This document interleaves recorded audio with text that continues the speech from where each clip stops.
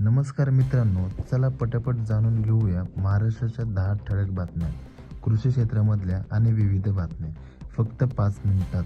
आणि आपण कुठल्या जिल्ह्यातून बघत आहात हे कमेंटमध्ये नक्की सांगा. चॅनलवरती नवीन असेल तर लाईक आणि सबस्क्राईब नक्की करा.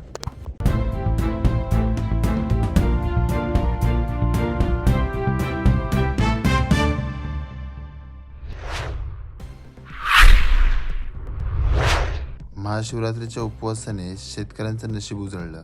5 एकर रताळ्यातून 10 लाखांची कमाई, 60,000चा खर्च आणि 10 लाखांचा नफा.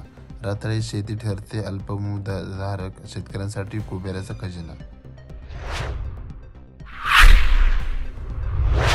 आज 6 फेब्रुवारी रोजी राज्यातील कांदा मार्केटमध्ये जवळपास 2.25 लाख क्विंटल कांदा आवक झाली. यामध्ये नाशिक जिल्ह्यात 87,000 क्विंटल, पुणे मार्केटमध्ये 83,000 क्विंटल, सोलापूर मार्केटमध्ये 43,000 क्विंटल मनरेगा योजनेचे कर्मचारी 27 जानेवारीपासून संपावर गेले आहेत. त्यामुळे 5 दिवसात जिल्ह्यातील कामे बंद पडली. याचा किमान 10,000हून अधिक मजुरांना फटका बसला आहे. यामुळे शेतीची कामे, सामाजिक वनीकरणातील रोपवाटिका, रोप लागवड आदी कामे ठप्प पडली आहेत. या संपामुळे रोजगार हमी योजनेची सर्व कामे बंद आहेत. फेब्रुवारी महिना सुरू झाल्याने शेतीतील कामे कमी झाली आहेत. काही दिवसांनी द्राक्षाचा हंगाम संपणार आहे, तर स्थलांतरित झालेले हजारो ऊसतोड मजूर घराकडे परततील.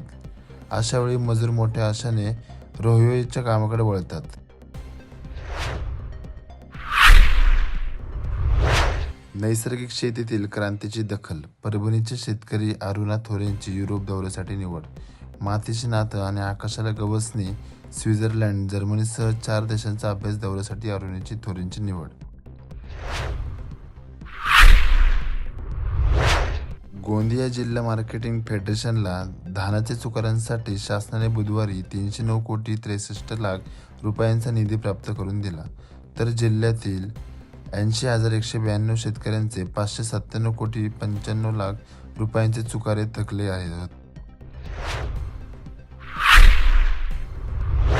शेतकऱ्यांसाठी महत्त्वाचे कमी खर्चात अधिक उत्पादन देणाऱ्या ज्वारीच्या परभणी शक्ती वाणास मान्यता. मराठवाड्याच्या परभणी शक्तीची देशात हवा. राष्ट्रीय समितीकडून ज्वारी संशोधन केंद्राचा गौरव. सुपर दगडी वाण ठरणार शेतकऱ्यांचे आदर.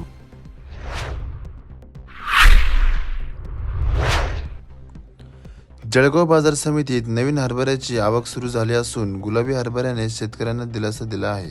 5 फेब्रुवारी रोजीच्या बाजारभावानुसार गुलाबी हरभऱ्याला हमीभावापेक्षा तब्बल 1,500 रुपये जादा भाव मिळत आहे.